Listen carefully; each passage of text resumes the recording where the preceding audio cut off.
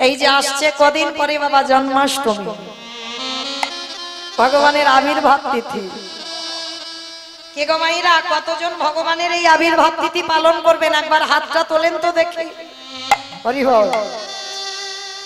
এই কজন মানে হাত উঠে উঠে আর হাত উঠছে না, তাই তো? কিন্তু এই কটা হাত উঠবে কেন গো? নিজের ছেলের বার্থডে পালন করো কত ধুমধাম করে, তাই না? ছেলে যেটা যেটা ভালোবাসবে ছেলের জন্য বড় কেক এনে দিচ্ছ। তাহলে আমার কৃষ্ণের যে জন্মদিন তার জন্য একটা ঘরে কেক বানাবে তো? কি গো, বানাতে হবে। কারণ যে ছেলেটার জন্য তুমি হাড় খাটুনি খাচ্ছ ও তোমার চিরস্থায়ী নয়। কিন্তু যে চিরস্থায়ী হবে বাবা তার কথা ভাবতে হবে, তার চিন্তা করতে হবে। কৃষ্ণ ভজিবার তরি সংসারে আয়ন, মিছে মায়ায় বদ্ধ হয়ে বৃক্ষ সম হইল। তাহলে বাবা সময় থাকতে থাকতে ভজন করতে হবে, সময় থাকতে থাকতে সাধনার পথে নামতে হবে। আর সকাল সকালে যদি না নামো তাহলে আমাদেরও দুর্গতি বাবা, লাথি ঝাঁটা খেতে হবে। বাবা ঠাকুর ভগবানকে যদি একবার তুমি মন প্রাণ দিয়ে ভালোবাসতে পেরেছো, তোমার ভিতর বাহির দুটোই আলো হয়ে যাবে। শুধু বাইরে নয়, ভিতর আলো হবে, বাইরে আলো হবে। যদি বলো তার প্রমাণ জানো? বৃন্দাবনের মাটিতে একজন ভক্ত ছিল, যে ভক্তের নাম ছিল বাবা সনাতন গোস্বামী। ষড় গোস্বামীর মধ্যে এক গোস্বামী ছিল যার নাম সনাতন গোস্বামী। আর এরা বাবা সমাজ থাকতো নবদ্বীপ, সমাজ থাকতো বৃন্দাবন। এই সনাতন গোস্বামীর ভজন কুটির যারা বৃন্দাবন দর্শন করেছেন অবশ্যই দেখেছেন, মদন মোহনের মন্দিরের সামনেই আছে ছোট্ট একটা করে ঘর। দেখবেন একেবারে ছোট্ট করে ঘর, ওইখানে বসে আজও আছে বাবা সেই সনাতন গোস্বামীর সেবিত বিগ্রহ। আর প্রতিদিন ওই কুড়ে ঘরে বসে, কোন তিনতলা চারতলা পাঁচতলা নয়, এমন একটা ঘর গিয়ে দেখবেন বাবা নিচু হয়ে ঢুকতে হবে, আবার নিচু হয়ে বার হতে হবে, খড়ের একটা চাল। আর সেই সনাতন গোস্বামী হরি নামের মালাই জপ করত। আপনাদের আমাদের মতো নয়, আমরা সংসার ধর্ম করে 1 লক্ষ নাম জপ করব বাবা, সে আবার কোনোদিন হয় আবার কোনোদিন হয় না। আর সনাতন গোস্বামী ওই রুটি করে খেত, রাত্রিবেলা ভগবানকে যা পেত সত্য ভগবানকে দিত। তো সনাতন গোস্বামী মনে মনে ভাবতো যে রুটি করে খেলে তো সময় লাগবে, ততক্ষণে আমার নামের সংখ্যা কমে যাবে, দরকার নেই। কি দরকার? সেই তো পেটের ভিতরে গেলে জল আর আটা এক হয়ে যাবে, তাহলে কি দরকার আছে আমার রুটিটা বানাবো সময় নিয়ে? তার থেকে গ্লাসে করে বাবা আটা গুলে নিয়ে সনাতন গোস্বামী খেয়ে নিত। ফলে সেই পেটের ভিতরে গিয়ে গুলে যাবে, আমি বাইরে থেকে গুলেই খেয়ে নিই। তা রুটি বানাতো না, কিন্তু ভগবানের জন্য প্রতিদিন 2টো করে রুটি দিত। কিন্তু জানো এই যে 2টো রুটি দিত সনাতন গোস্বামী, দেখবেন মা যারা রান্না বান্না করে যে পুরুষেরা তারা ভালো পারে, আর যারা রান্না বান্না জানে না তারা তো ভালো করে রুটি বানাতে পারে না। কোনোদিন পুড়ে যায়, কোনোদিন বাবা লবণ দেয় না। আর বলেন যদি রুটি পোড়া হয়, লবণ যদি না দেওয়া হয়, তাতে তো কোনো সবজি দেওয়া হয় না, শুধু পোড়া রুটি কি ভগবান খেতে পারে? কি গো, যে ক্ষীর সর ননি মাখন সেবা করে সে কি করে খাবে ওই 2টো করে পোড়া রুটি?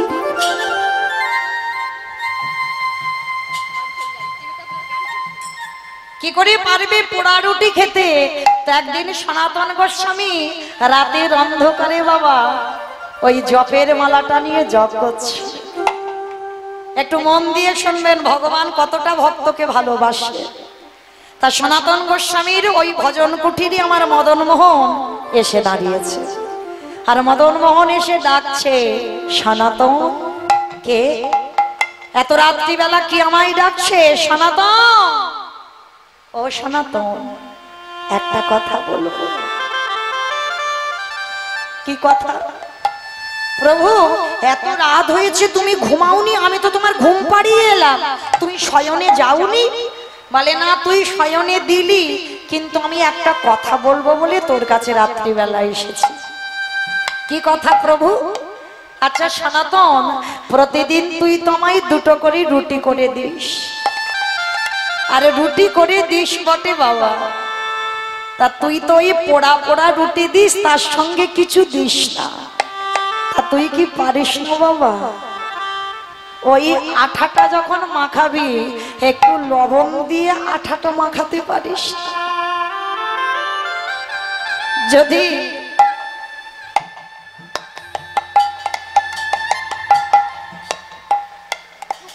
যদি আঠাটা বাবা লবণ দিয়ে মাখাস তাহলে তো আমার একটু খেতে ভালো লাগে, তাহলে তো আমার একটু সেবা করতে ভালো লাগে। তুই একটা কাজ করবি সনাতন, একটু যখন রুটিটা বানাবি ওই রুটিটা একটু লবণ দিয়ে রুটিটা করে দিস। ভক্তের ভজনের ক্ষমতা কত দেখো। সনাতন গোস্বামী রেগে গিয়ে বলে নাই যে ভালো লাগে খাবে, আর ভালো যদি না লাগে যে তোমার মিষ্টি মিষ্টান্ন ভালো ভালো রুটি করে দেবে, লবণ দিয়ে রুটি দেবে, তার বাড়িতে গিয়ে তুমি বসে বসে খাও। আর তোমার জন্য আমি নামের সংখ্যা বন্ধ করে আমি লোকের বাড়িতে লবণ ধার করতে যাব? শোনো, ভালো লাগে পোড়া রুটি খাবে, আর ভালো না লাগে অন্য ভক্তের বাড়িতে গিয়ে খেয়ে আমার কাছে আসবে। কতটা ভজনের শক্তিটা দেখেন, ভগবানের উপরে চোখ রাঙাচ্ছে। তা মদন মোহনের বড় অভিমান হলো। হ্যাঁ রে, আমি তো অন্য কিছু বলিনি, আমি বলেছি একটু লবণ দিয়ে রুটি করে দিতে। তার জন্য তুই এত বড় বড় কথা বলছিস যে দরকার হয় তুমি লোকের বাড়ি থেকে খেয়ে এসো। হ্যাঁ ঠিক বলেছি, আর প্রয়োজন যদি হয় তুমি লবণের ব্যবস্থা জোগাড় করে আর খেও। আমি পারবো না তোমার জন্য লবণ আনতে, যা দিয়েছি তাই ভালো ভালো খাবে। ভগবান শুনে নিয়েছে, শুনে নিয়ে বাবা মন্দিরে গিয়ে ঘুমিয়ে পড়েছে। আর ভগবানকেই বকা দিয়ে না আমার ভক্তের হৃদয়টাই বড় কষ্ট হচ্ছে। কেন যে বলতে গেলাম, আর কেন যে বললাম যে তুই তো লবণের ব্যবস্থা করে নে, যদি রেগে আমার কাছ থেকে চলে যায়। সেদিন আর সনাতন ঘুমাইনি।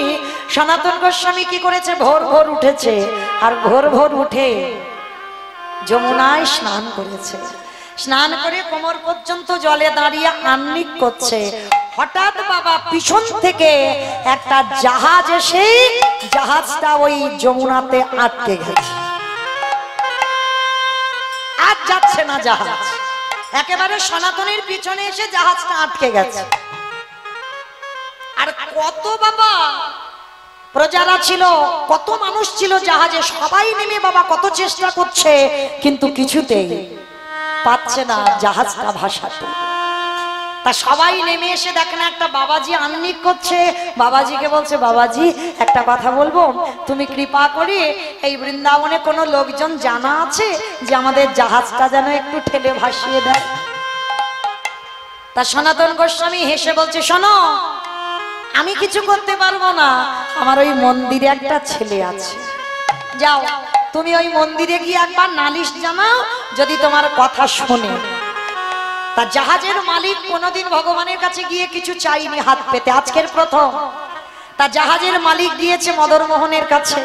মদন মোহনের কাছে গিয়ে ডাকছে, প্রভু আমার জন্য নয়, আমি জানি না কি হয়েছে, জাহাজটা যে যাচ্ছে না, প্রভু কৃপা করে তুমি জাহাজটা ভাসিয়ে দাও। আমি কথা দিচ্ছি, শুধু আমি নয়, আমার বংশে যতদিন আমার বংশে কেউ থাকবে, ওই জাহাজটা কিসের জাহাজ জানো? লবণের জাহাজ। যতদিন আমার বংশে কেউ থাকবে, যত দরকার হবে তোমার এই মন্দিরে আমি লবণ পৌঁছে দেব। মানতরা কডাল, আর যেই মানত করেছে ভগবান পাথর বিগ্রহ ত্যাগ করে একটা বালক রূপ ধারণ করে একেবারে যমুনার ঘাটে চলে গেল। আর যমুনার ঘাটে গিয়ে বাবা যারা কর্মচারী জাহাজে ছিল, মানে মালিকের কাজ করে, তাদেরকে ডেকেছে আমার মদন মোহন বালক রূপ ধারণ করে, এই যে এদিকে এসো। আচ্ছা ধরো আমি যদি জাহাজটা ভাসিয়ে দিই, তা কর্মচারীরা হেসে উঠেছে, হায় হায় হায় হায়, একটুখানি দুধের বালক গলা টিপলে দুধ বার হবে, ও নাকি জাহাজ ভাসাবে। এই আমরা কত বড় বলশালী, কত বড় বীর, আমরা আমরা পাচ্ছি না, আর তুই পারবি? বলে আরে বাবা যদি পারি বলো কি দেবে? তা কর্মচারীরা বলছে বল তুই কি চাস? বলে অন্য কিছু নয়, এই এক বস্তা লবণ আমার ওই মন্দিরে দিয়ে আসবে। ভগবানের কিরম কায়দাটা দেখো, এক বস্তা নুন পৌঁছে দেবে, আর কিছু লাগবে না। বলে এই কথা, তাহলে ঠিক আছে জাহাজ ভাষা। বলে তোমরা থাকলে হবে না, তোমরা নামো। সবাইকে নামিয়ে দিয়েছে, আর যেই না সবাই নেমে গেল, আমার মদন মোহন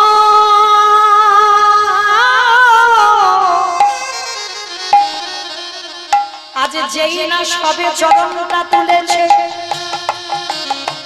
এখনো জাহাজে পা দেয়নি, সবে পাটা তুলেছে, মানে জাহাজে দেবে। যেই না চরণটা তুলেছে, ওই যমুনার আনন্দ ধরে না, ওই যমুনা উথলে উথলে উঠছে। কেন? হে দয়াময়,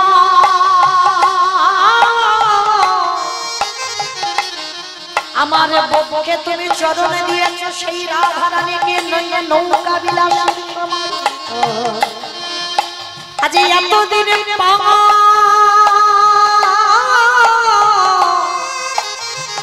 আজ তোমার সেই রাতুল চরণ আমার পক্ষে তুলে দাও।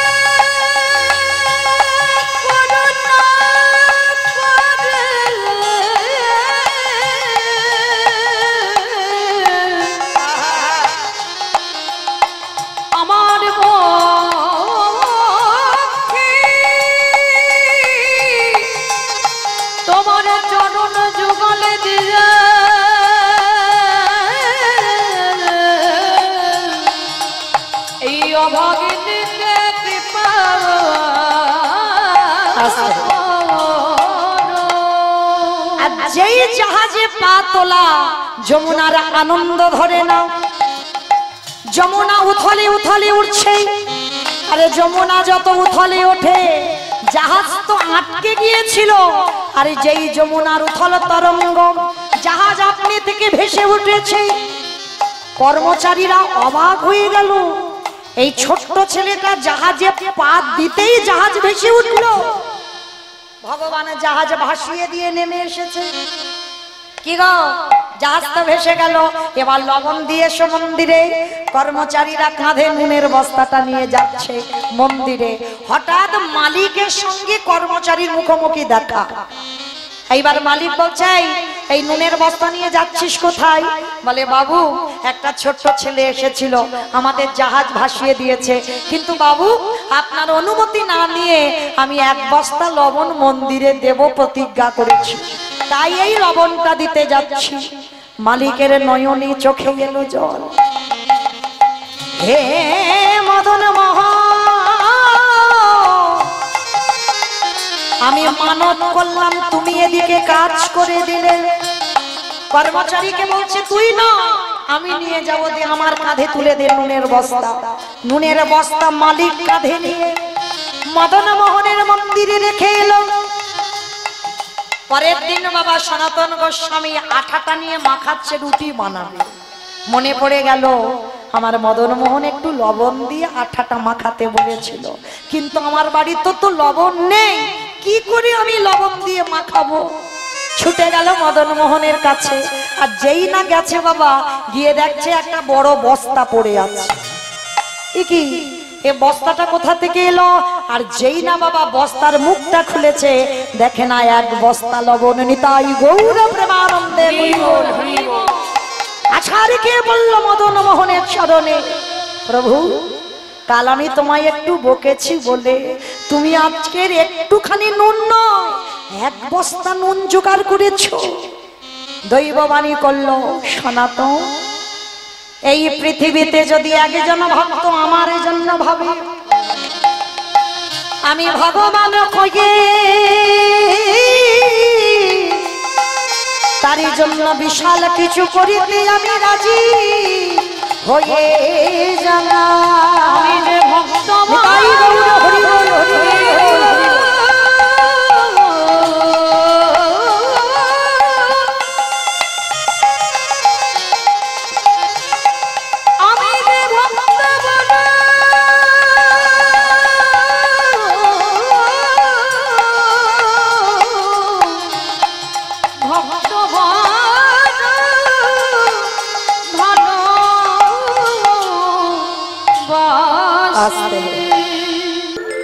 তবে মনে রাখবেন এই যে ভগবানের হাতের মুরলি, ভগবান সব সময় কিন্তু মুরলি বাজায়নি। গোষ্ঠের সময় আমার আগে যে লীলাটা হলো ওটার সময় বেনু বেজেছিল। রাসমণ্ডলীতে বাজবে কি বংশীর ধ্বনি, তাই না? আর এখন বাজছে কি মুরলি। এই যে বাবা ভগবানের সব সময় একটা জিনিস বাজেনি, বেজেছিল কোন সময় বংশী, কোন সময় বেনু, কোন সময় মুরলি। তাহলে মুরলিটা কিভাবে এলো, বংশীটা কিভাবে এলো, বেনুটা কিভাবে এলো? এই যে মুরলি, মুরলির জন্ম কিভাবে জানো? ব্রহ্মা নিষ্কাম যজ্ঞ করেছিল, আর এই নিষ্কাম যজ্ঞে বাবা 25 পর্ব বাঁশ উঠেছিল। 25 পর্ব বাঁশ, পর্ব মানে বোঝো তো?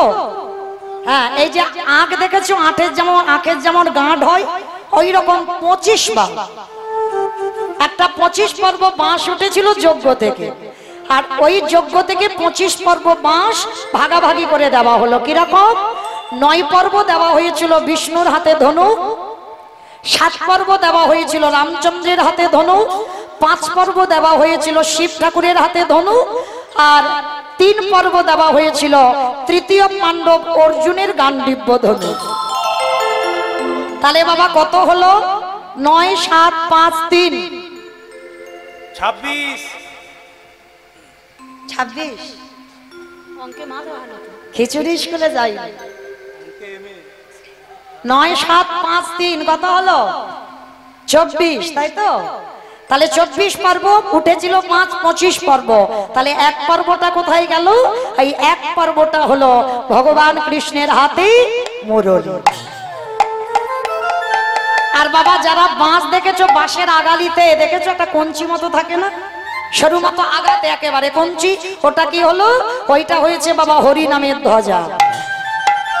যেদিন আমাদের অধিবাস হয়, আমার গ্রামে হয়, অধিবাসের 1 মাস আগে ওই ধ্বজা পোঁতা হয়, আর 1 মাস বেড়া নাম দিয়ে তারপরেই বাবা আমাদের 12 বাড়ি কীর্তন হয়। এগুলো অনেক অনেক জায়গাতে আছে, এই ধ্বজা পোঁতা হয় হরি নামের ধ্বজা। সেইটা হচ্ছে 25 পর্ব বাঁশের সেই আগারে মাথার কঞ্চি। তাহলে মুরলিটা পাওয়া গেল। তাহলে এটা হলো মুরলি। তাহলে বাবা বংশীটা কোথায়? এই বংশীটা হলো যেদিন বাবা 10 অবতারের মধ্যে একটা অবতার, যে অবতারের নাম হচ্ছে পরশুরাম অবতার। আর এই পরশুরাম অবতারে আমার পরশুরাম দর্শন করেছিল একদিন সীতা মাকে, মানে জনক রাজার মেয়ে। জনক রাজার মেয়ে জানকীকে দর্শন করে পরশুরামের বড় পছন্দ হয়েছিল।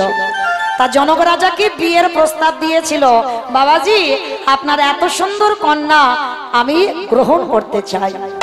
তা তখন জনক রাজা বলেছিল, দেখো বাবা তোমার মতো জামাই পাওয়া তো সৌভাগ্যের ব্যাপার, কিন্তু আমি যে আমার মেয়েকে তোমার হাতে সম্প্রদান করব, আমার মেয়ে তো এখন নাবালিকা, ও বড় হোক, বড় হলে আপনার হাতে তুলে দেব। তা তখন পরশুরাম বলেছিল, দেখো তোমার মেয়ে বড় হতে হতে কি আমি তোমার বাড়িতে ঘর জামাই থাকবো? আমার তপস্যা আছে, আমার ধ্যান করতে হবে, তাই আমি যাচ্ছি হিমালয়ের পাদদেশে। আর শোনো, আমার হাতের এই গান্ডীব্য ধনুকটা, হরি বল, এই হরধনুটা আমি তোমার হাতে দিয়ে গেলাম।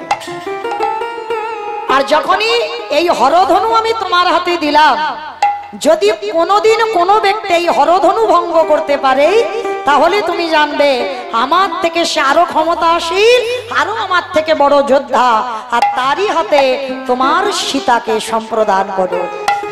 পরশুরাম বলে চলে গেল হিমালয়ে তপস্যা করবে। আর যখনই তপস্যা করতে চলে গেল বাবা, এদিকে সীতামা বড় হলো, স্বয়ংবর সভা হলো, আর সভাতে ওই যে হরধনুটা ভঙ্গ করেছিল রামচন্দ্র, আর রামচন্দ্রের হাতে যখন হরধনু ভঙ্গ হলো, তখন ওই হরধনু কেঁদে বলেছিল, প্রভু এতদিন তো আমি সীতামাকে আগলে রেখেছি, কারণ আমি যদি কারোর হাতে ভেঙে যেতাম সীতামাকে সেই দখল করত, তাহলে আমি আগলে রেখেছিলাম, বিনিময়ে আমার কিছু দাও। তা রামচন্দ্র বলেছিল, হরধনু তুমি কি চাও? বলে অন্য কিছু নয় প্রভু, দিতে যদি হয় আমি তোমার হাতের বংশী হতে চাই। বলল তথাস্তু, তাই হবে, তুমি হবে আমার হাতের বংশী। আর শুধু বংশী নয়, কলিযুগে যেদিন আমি 24 বছর বয়সে সন্ন্যাস নেব, সেদিন তুমি আমার হাতের দণ্ড হয়ে থাকবে। মহাপ্রভু যখন সন্ন্যাসে গেল, হাতে একটা দণ্ড ছিল, ওই হরধনু কলিযুগে দণ্ড হয়ে এলো। তাহলে পাওয়া গেল মুরলী, পাওয়া গেল বংশী, আর একটা বাকি আছে যেটা আমার আগে গোষ্ঠে বেজেছে, বেনু। এই বেনুটা হলো বাগবানী সরস্বতী। এই বাগবানী সরস্বতী একদিন তপস্যা করেছিল, কেন? ভগবানের অধরামৃত পান করবে। প্রতিজ্ঞা, আমি ভগবানের অধরামৃত রস পান করতে চাই। আর ভগবান হঠাৎই বাবা অধরামৃত কাউকে দেয়? সরস্বতী চাইলো কিন্তু দিল না। আর দিল না বলে নৈমিষারণ্যে গিয়ে তপস্যায় বসেছিল বাগবানী। আর যখন তপস্যা করছে, জীব জগৎ বাবা সব বোবা হয়ে যাচ্ছে। বোবা মানে কিরকম? এই যে বাবা যত বলি না কেন আমি মৌমিতা গাইছি না, কণ্ঠে যদি মা সরস্বতী শক্তি না যোগায়, তাহলে বাবা একটা নারীর দ্বারা 3 ঘন্টা 4 ঘন্টা 3.5 ঘন্টা বকা সম্ভব নয়। তাহলে ভগবান মা সরস্বতীকে পাঠিয়েছে, কণ্ঠে বসেছে। আর সরস্বতী কণ্ঠে আছে বলে আমরা এত কথা বলতে পারি। আর সেই সরস্বতী যদি বাবা তপস্যায় বসে, তাহলে তো সব বোবা হয়ে যাবে। সরস্বতী তপস্যায় সমস্ত দেবতারা ছুটে গেলেন, প্রভু প্রভু বলে দাও। সরস্বতী তপস্যায় বসেছে, আমরা বোবা হয়ে যাচ্ছি, কথা বলবার ক্ষমতা নেই, কি করব? ভগবান ছুটে গেল বাগবানীর কাছে। বাগবানী বলো তুমি কি চাও? অন্য কিছু নয়, তোমার অধরামৃত পান করতে চাও। ভগবান তখন বলেছিল হেসে, আজকে নয়, এ দেহে নয়, তবে আমি কথা দিলাম, যেদিন কৃষ্ণ হয়ে ব্রজে যাব, তুমি হবে আমার হাতের বেনু। আর যেদিন বেনু হবে, আমি কথা দিলাম, সেদিন তুমি আমার অধরামৃত রস পান করবে। তাই নবদ্বীপের মাটিতে আজকের ওই ছোট্ট মেয়ে এখনো সংসারের কাজকর্ম জানে না। মায়েরা ভালো করে শুনবে, ডাক দিয়েছে, প্রিয়া, এই প্রিয়া। নবদ্বীপের মাটিতে ডাকছে কাকে? যার নাম ছিল মা বিষ্ণুপ্রিয়া। ওই বিষ্ণুপ্রিয়া তখন খুব ছোট। প্রিয়াকে ডাক দিয়েছে ওর মা, প্রিয়া, এই সবসময় এই খেলাধুলা করলে হবে? একটু সংসারের কাজকর্ম শিখতে হবে, সংসারের কাজকর্ম জানতে হবে। আর যদি সংসারের কাজকর্ম ছোটবেলা থেকে না শিখিস, শোন প্রিয়া, তোকে যখন বড় হব, বিয়ে দেব, তখন শ্বশুর বাড়িতে গিয়ে অনেক কথা শুনতে হবে। কি মাইরা, ছেলে মেয়েদের যদি কাজকর্ম না শেখাও, বলো তো মেয়েকে বিয়ে দেওয়ার পরে কার ঘাড়ে চাপ পড়ে? সবার আগে মেয়েকে বলবে তোমার মা কাজকর্ম শেখায়নি, সবার আগে মায়ের চাপটা পড়বে। তাই বিষ্ণুপ্রিয়াকে বলছে, প্রিয়া শোন, একটু ছোটবেলা থেকে কাজকর্ম শেখ, যাতে দেখে একটু সুরধনী গঙ্গা থেকে একটু জল নিয়ে আয়। আজ বিষ্ণুপ্রিয়ার মায়া, ওই বিষ্ণুপ্রিয়ার কাকে কলসি তুলে দিয়েছে, কলসি তুলে দিয়েছে। ওই কলসিটা কাকে নিয়ে ওই বিষ্ণুপ্রিয়া এখন যখন যাবেন বাবা নবদ্বীপে, এখন তো চারিদিকে ঘর বাড়ি, কিন্তু যখনকার কথা বলছি তখন জঙ্গলের পথ ছিল, জঙ্গলের পথ দিয়ে যেতে হতো সুরধনী গঙ্গায়। বিষ্ণুপ্রিয়া ওই মাটির কলসিটা কাকে নিয়ে যাচ্ছে? মায়ের কথা মতো একটু কাজ শিখবে। আজ সুরধনী গঙ্গায় যেই না কলসিটা ধৌত করে, ধৌত করে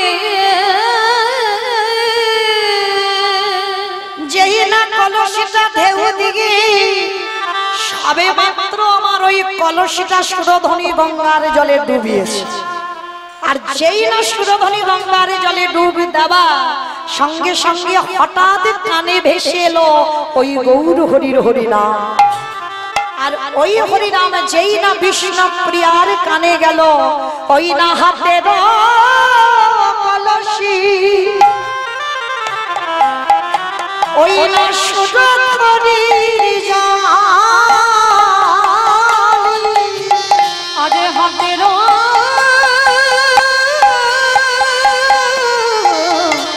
কলসি,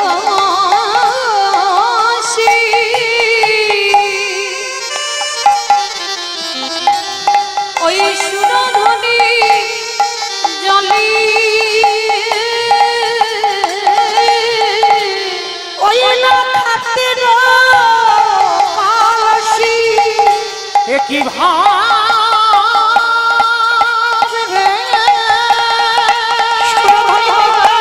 চলে গেছে কলসিটা, কি ভাব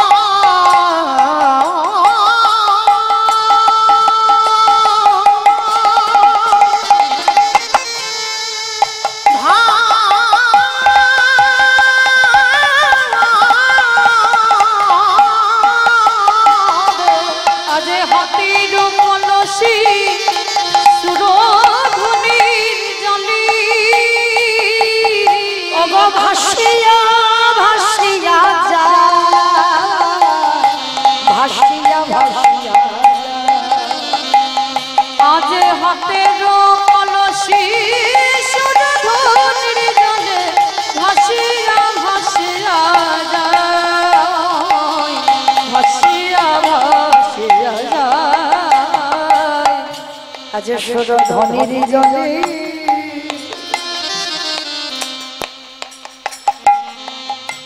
কলসি ভেসে গেল, ওই গৌরাঙ্গে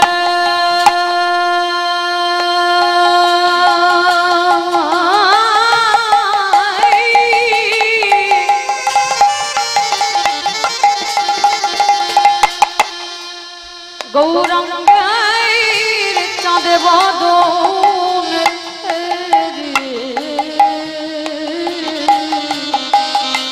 আজ ফুল কলসি, কলসি ভেসে গেল। মায়েরা এই জায়গাটা খুব ভালো করে মন প্রাণ দিয়ে আস্বাদন করবে, কারণ আজকে রূপের কথা শুনতে গেলে বাবা নবদ্বীপী বিষ্ণুপ্রিয়া যে রূপ দেখেছে সেই রূপের কথা তো আগে আমাদের শুনতে হবে। তা বিষ্ণুপ্রিয়া কলসিটা নিয়ে বাবা জলে সবে ডুবি দিয়েছে, আর ওদিকে যেই না সুরধনীর তীর ধরে প্রভু যাচ্ছে, আর ওই রূপে নয়ন দিয়ে হাতের কলসিটা কখন ভেসে চলে গেল।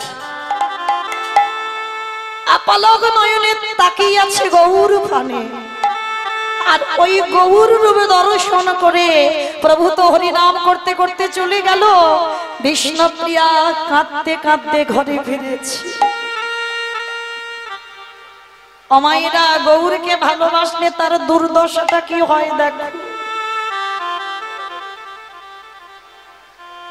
আজকের বিষ্ণুপ্রিয়া ঘরে এসে বসে বসে কাঁদছে। বিষ্ণুপ্রিয়ার মা ছুটে এসেছে, আরে মা, আরে তোকে যে কলসিটা দিলাম কই জল এনেছিস? মেয়েটা তো শুধু বসে বসে কেঁদেই যাচ্ছে। ও বুঝতে পেরেছি, প্রথম কাজ শিখছিস না, আমার মনে হয় কলসিটা নিয়ে যেতে যেতে বোধহয় ভেঙে দিয়েছিস। ঠিক আছে, তা তাতে কান্নাকাটি করার কি আছে? তোর বাবাকে বলবো আবার কালকের একটা কলসি কিনে দিতে। নতুন যখন কাজ শেখা হয় অনেক কিছু ভুল ভ্রান্তি হয়, তা বলে এত কাঁদছিস কেন? অমাইরা কলসিটা কি ভেঙেছে বলে কাঁদছে না, কলসিটা সুরধনী গঙ্গায় চলে গেল বলে কাঁদছে। ওই গৌর রূপে নয়নে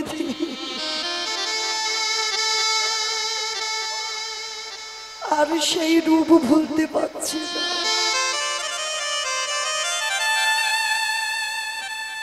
বারে বারে মনে পড়ে যাচ্ছে বাবা সেই গৌর রূপের কথা।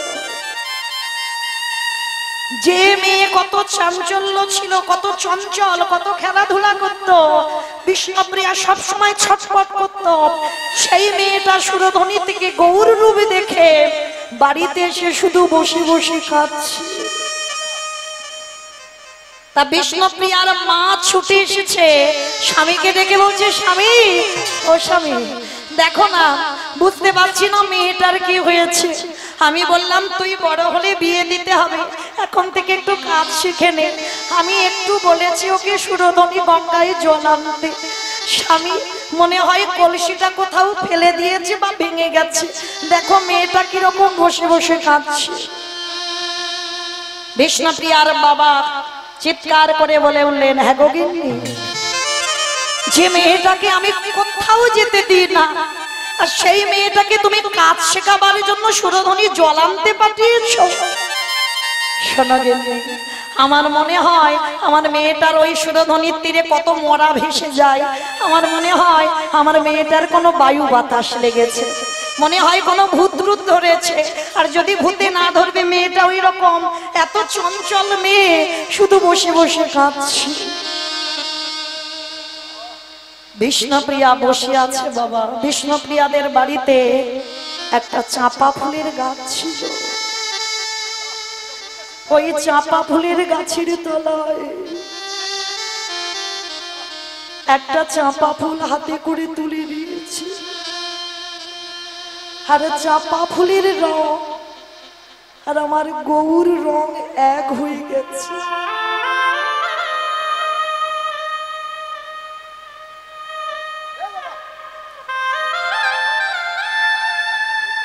এই হলো ভালোবাসা। আমাদের মতো জগতে বাবা মুরগি পোষা ভালোবাসা নয়। একবার একটা রূপের মানুষকে দেখে আজকের বিষ্ণুপ্রিয়ার দুর্গতিটা দেখো কেমন। আর দেখবেন মায়েরা, যখন ওঝার কাছে গেল বিষ্ণুপ্রিয়ার ভূতে ধরেছে, যার জন্য ওই রকম কাঁদছে, ওঝার কাছে গিয়ে বলল, দেখো আমার মেয়েটার বুঝতে পারছি না কি হয়েছে, সারাদিন শুধু বসে বসে কাঁদছে, তুমি কিছু একটা ব্যবস্থা করো। তা ওঝা কি করেছে বাবা, একটা হলুদ পরিয়ে দিয়েছে। কি গো মায়েরা, আপনাদের এখানে আছে ওই ওঝা বৈদ্য ধরলে একটা হলুদ টলুদ পরিয়ে দেয় না, বলে এটা বেটে ভালো করে একটু মেয়ের গায়ে মাখিয়ে দিও, বা হলুদটা একটু থেতো করে একটু নাকের কাছে একটু শুকিয়ে দিও, দেখবে ঠিক হয়ে যাবে। তা ওঝার কাছে গেছে, ওঝা একটা হলুদ দিয়েছে, হলুদটা দিয়ে বলছে, যাও তোমার মেয়ের যখন ভূতে ধরেছে এই হলুদটা শিল নোড়াতে ভালো করে থেতো করে মেয়েটার একটু নাকের কাছে শুকিয়ে দিও, আর যদি পারো ভালো করে ওই হলুদটা মেয়েটার গায়ে একটু মাখিয়ে দিও। আজকের বিষ্ণুপ্রিয়ার বাবা মা ওঝার কাছ থেকে হলুদটা এনেছে, হলুদটা এনে প্রিয়াকে বলছে, প্রিয়া এই মা শোন, আমি ওঝার কাছে গিয়েছিলাম, তুই কান্নাকাটি করিস না, এক্ষুনি তুই ভালো হয়ে যাবি। এইবার শিলনোড়া ধরেছে, আর শিলের উপরে যখন হলুদ রেখে দিয়েছে, হলুদ রেখে দিয়েছে, যেই না হলুদটাকে আঘাত করলো, হলুদের আসল রূপ বেরিয়ে গেল। বাইরে তো একটু কালো মতো ছিল, কিন্তু হলুদের যে আসল রূপ তার তো ভিতরে আছে, আর যেই আসল রূপে বেরিয়ে গেল, বিষ্ণুপ্রিয়া দর্শন করে মনে পড়ে গেল গৌর রূপের কথা। গৌর রূপের কথা, ওই হলুদের রঙে আর গৌরের অঙ্গের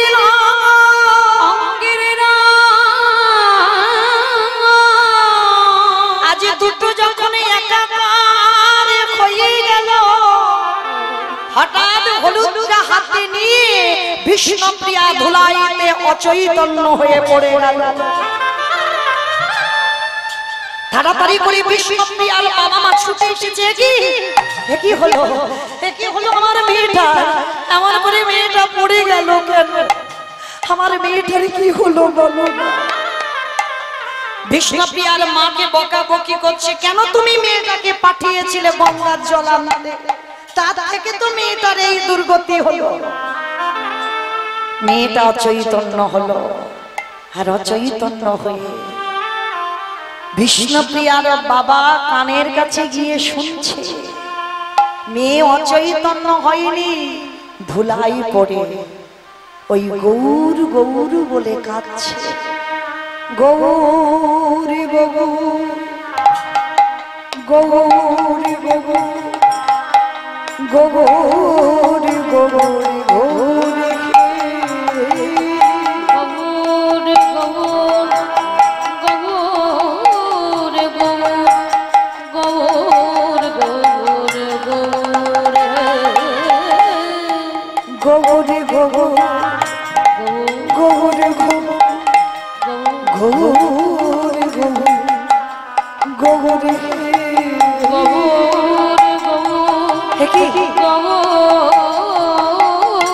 আমার মেয়ের ভূতে ধরেনি।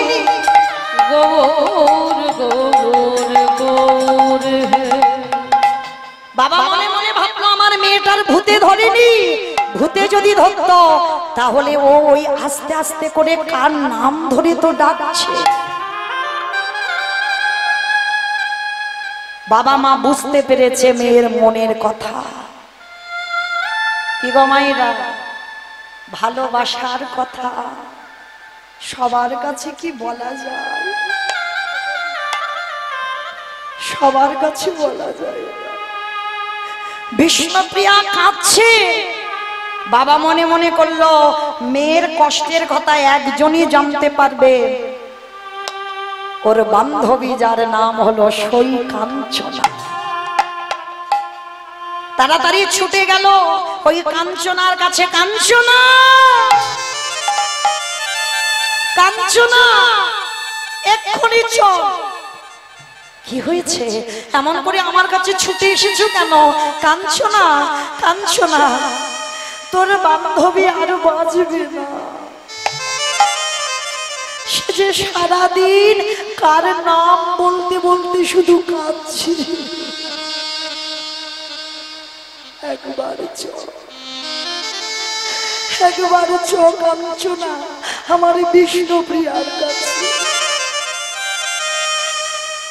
কাঞ্চনা ছুটে গেল বিষ্ণুপ্রিয়ার কাছে। আর বিষ্ণুপ্রিয়া তখন ওই চাঁপা গাছের তলায় বসে ওই চাঁপা ফুল একটা হাতে করে নিয়ে কাঁদছে আর বলছে কি জানো? অগগৌর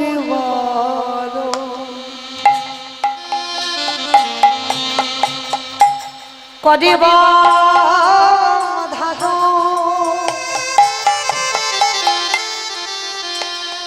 আমি রাগে বসিয়া মাঝে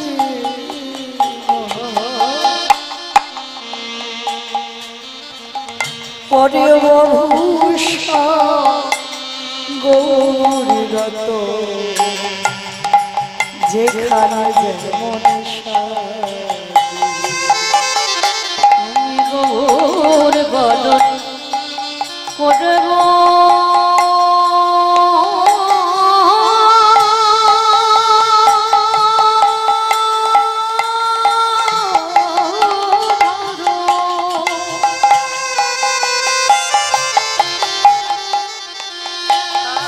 আমি রাখবো মাঝে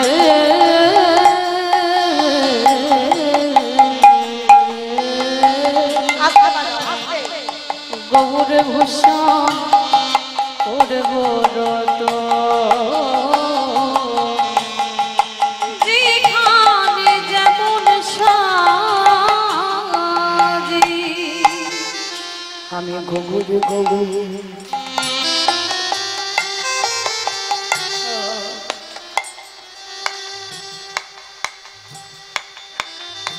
বলে আমি গবু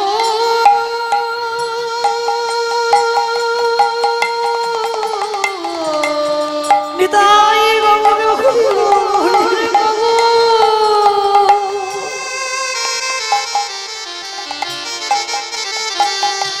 গৌর বলে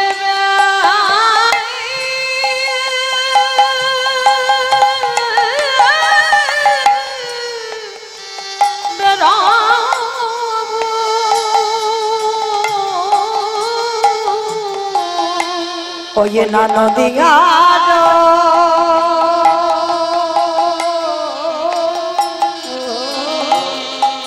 নদিয়ার পথে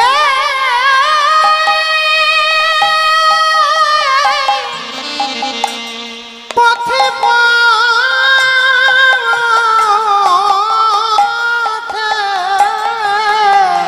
আমি গো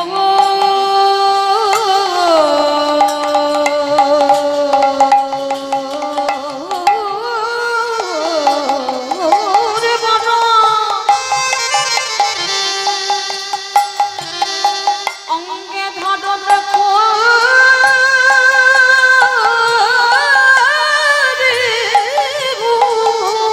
আস্তে আরে কাঞ্চনা ছুটে এসেছে তুই কার নাম ধরে কাঁদছিস? বলে কাঞ্চনা, যে কথাটা আমি আমার বাবা মাকে বলতে পারিনি, এই কথাকে বাবা মার কাছে বলা যায়?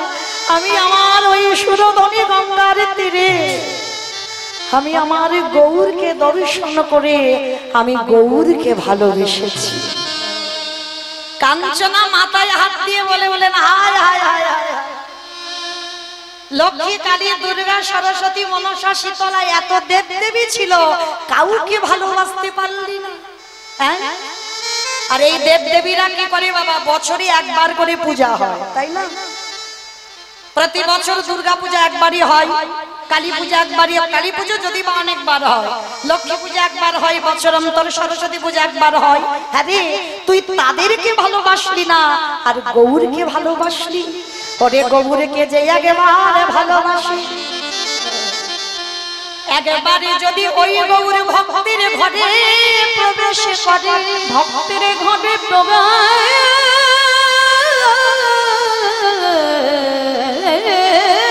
করে,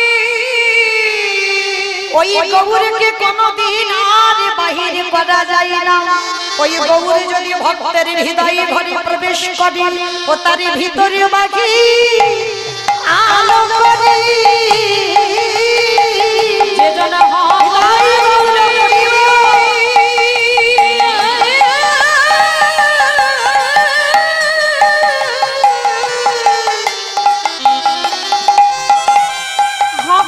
বলে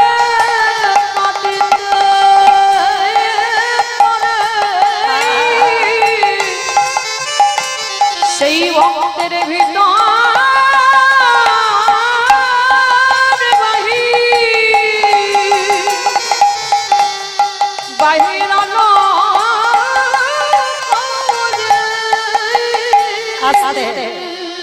তাহলে মায়েরা লক্ষ্য করুন, ভগবানকে ভালোবাসতে গেলে বিষ্ণু প্রিয়ার মতো ভালোবাসো। কাঞ্চনার গলা ধরে বলল, কাঞ্চনা শোন আমার ভালোবাসাটা কেমন। ওরে জলের ভিতরে দেখি, জলে দেখি গোড়া, জলের ভিতরে দেখি, জলে দেখি গোড়া, আজ জলের ভিতরে দেখি, জলে দেখি গোড়া, জলের ভিতরে দেখি, জলে দেখি গোড়া, আজ ত্রিভুবনে চাঁদ গোড়া, চাঁদ হইল তারা, ত্রিভুবনে চাঁদ গোড়া, চাঁদ হইল তারা, ত্রিভুবন মায়ে গোড়া চাঁদ হইল পারা, ত্রিভুবন মায়ে গোড়া, চাঁদ হইল তারা। এই বলি গোড়া রূপ অমিয় কথা না, ডুবিল তরণী মনে না জানি সাঁতার, আজ ডুবিল তরণী মন না জানি সাঁতার। আজকের বিষ্ণুপ্রিয়ার ওই কথা শ্রবণ করে লীলার পাশে বৈষ্ণব মহাজন করজোরে বললেন, বাসুদেব ঘোষে কহে নব অনুরাগে, ও গো সোনার মরণ গোরাচা, আমার হিয়ার মাঝে জাগে, আমার হিয়ার মাঝে প্রত্যেকে গলা ছেড়ে বলবে কেমন, গোবর সুন্দরী কি, নবদ্বীপের ধামে কি, শশীর নন্দনে কি, विष्णु प्रिया की निताई चाँद की भक्त वृंद की हरि वैष्णव धाम की साधु गुरु वैष्णव की आपन अपन गुरु चरण की कमिटी भाई साहब की हरि नाम यज्ञ की आज के आनंद की मुरुकिया जगन्नाथ मंदिर की निताई गौर प्रेमानंदे। चलो এবার একটা ভজন গাইতে গাইতে যাই বৃন্দাবন কি মাইরা একটা ভজন হবে তো চলো এই যে বৃষ্টি হয়ে ঠান্ডা করে দিল চলো এবার একটু ঠান্ডা ভাবে যাই সবাই একটু উলুধ্বনি দাও দেখি একবার সবাই कृष्ण कन्हैया राम रमैया আস্তে মাইরা কালকে এসেছিলাম রাত্রিবেলা আজকে আবার রাত্রিবেলা তো যেহেতু আমার জগন্নাথ মন্দিরে কীর্তন সেই হেতু আজকে আমরা একটা জগন্নাথের উড়িয়া ভজন হবে কেমন যেহেতু আমার জগন্নাথ মন্দির আর মন্দির নির্মাণের কাজও চলছে আজকে আমরা একটা উড়িয়া ভজন জগন্নাথ ধামে গেলে একটা উড়িয়া ভাষা আছে না ঢাইকিরিকিরি ঢাইকিরিকিরি মানে কি মারামারি ঢাইকিরিকিরি মানে মারামারি তাড়াতাড়ি চলো আমাদেরও তাড়াতাড়ি আমাদেরও ঢাইকিরিকিরি চলো একটা উড়িয়া ভজন গাওয়া হবে কেমন কৃষ্ণ কান্হাইয়া রাম রামাইয়া बोलो मालिया ओहो लीला चलिया कृष्ण कन्हैया राम रमैया बोलो मालिया ओ नीला चलिया कृष्ण कन्हैया राम रमैया बोलो मालिया ओ नीला चलिया ओ कृष्ण कन्हैया राम रमैया बोलो बलिया ओ हरे कृष्ण कन्हैया राम रमैया बोलो मालिया ओ लीला चलिया ओ कृष्ण कन्हैया राम रमैया बोलो बलिया ओ नीला चलिया कोटि गंधर को जपो के शुभो कोटि गंधर को जपो के शुभो खिला पानो खिया मोरो जगा कलिया আস্তে ও মাইরা আমি আর আমার সম্প্রদায় যাচ্ছি আর কেউ যাচ্ছি না যাচ্ছি তো যারা যারা যাচ্ছ কই একবার দেখি হাত দুটো তোলো সবাই একসঙ্গে তালে তালে করো তালি দেখবেন দেখবেন বড় আনন্দ কারণ এই যে আজকে রজনীটা হয়ে গেলে মা কালকের আর এখানে এত জ্বালাতন হবে না কেউ আর বলবে না কোনো কীর্তনিয়া আবার এক বছর পর সবাই তোলো দেখি প্রেম সে দুটো বাহু সবাই একসঙ্গে সত্য যুগরে হেলা বামনো হেতায়রে প্রভু রাম ओ शब्द जुग में हिला रावण एताय तेरो আরে তারপরে কৃষ্ণ বলি রে জাগা দেখা দিও আরো ব্রাহ্ম শিখি চুরিয়া কামডলিয়া শিখি চুরিয়া কামডলিয়া ভাব ভুলিয়া ও আসির চাইয়া আমরা কোটি গন্ধার কো জপকে শুভ खिलिए खिला पानो जागा कालिया कृष्ण कन्हैया নিতাই গৌর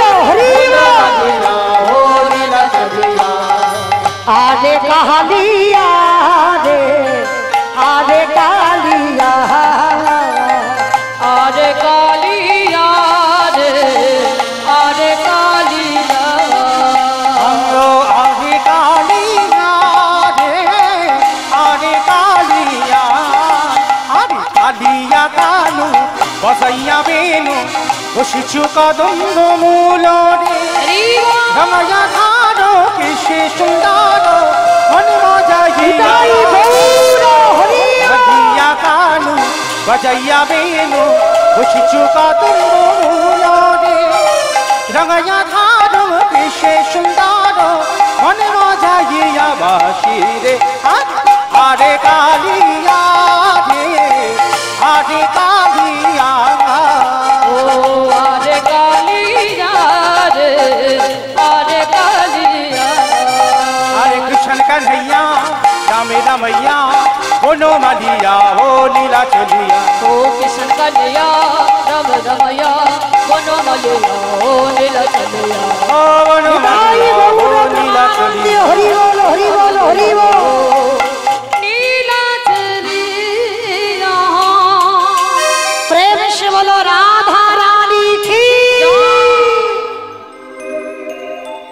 জয় হয়েছে, পাঁচিলটা ডিঙিয়েছে কি কি গো? কালকে রাত্রিবেলা রিহার্সাল দিয়ে গেছে, যে কজন ভক্ত ছিল যারা জানে, আপনারা সবাই জানেন না। তাহলে বলেছিলাম কাল সন্ধ্যাবেলায় ফাইনাল হবে। তাহলে একটু গলাটা ছেড়ে বলো তো দেখি, শাশুড়ি বৌমাতে যেমন ঝগড়া হয় সেই রকম করে বলো, রাধা রানী কি, বৃন্দাবনেশ্বরী কি, যমুনা মাইয়া কি, নন্দগাঁও কি, উচাগাঁও কি, বর্ষানাম কি, ভক্তবৃন্দ কি, হরিবাসন ধাম কি, সাধু গুরু বৈষ্ণব কি, আপন আপন গুরুচরণ কি, কমিটি ভাই সব কি, হরিনাম যজ্ঞ কি, মহাপ্রসাদ কি, আজকের আনন্দ কি, নিতাই গৌর প্রেমানন্দে। লীলায় যাওয়ার আগে একটা নিবেদন আপনাদের কাছে আছে। যেহেতু বাবা কমিটি দাদা ভাইদের আদেশ পালন করতে হবে, সেটা ধার্য করতে হবে। আপনারা জানেন আমার জগন্নাথ দেবের মন্দির নির্মাণ শুরু হয়েছে, কাজ শুরু করেছেন আমার কমিটি দাদা ভাইরা। তার জন্য আপনাদের কাছে আমার একান্ত বিনীত কাম্য, বিনীত নিবেদন, আপনারা যদি আগে না আসেন তাহলে এই মন্দিরটা বাবা অসম্পূর্ণ রয়ে যাবে। আর এই মন্দির শুধু আমার এই কমিটি দাদা ভাই আর শুধু এই মুরুটিয়ার গ্রামবাসী বৃন্দ বলে না, সবার যারা দূর দূরান্ত থেকে আসছেন সবার কিন্তু এই মন্দির, কারণ ভগবান কারোর একার সম্পদ নয়, ভগবান সবার। আর যদি ভগবানের কাছে কিছু দেওয়া যায়, বিশেষ করে বাবা ভগবানের শিব বিগ্রহ বা ভগবানের মন্দির নির্মাণে যদি কিছু দান করা যায়, অন্তিম সময় আমার ভগবান তার সকল মনোবাসনা পূর্ণ করেন।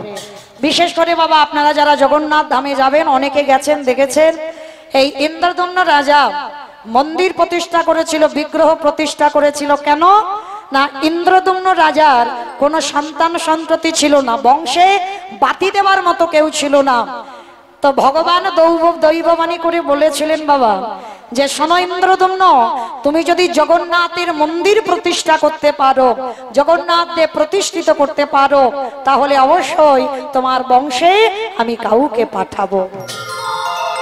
তাহলে ইন্দ্রদম্ন রাজা সব থেকে পূর্ণ সঞ্চয় সেখানে হয় যদি আমার ভগবানের মন্দির নির্মাণে কিছু দেওয়া যায়।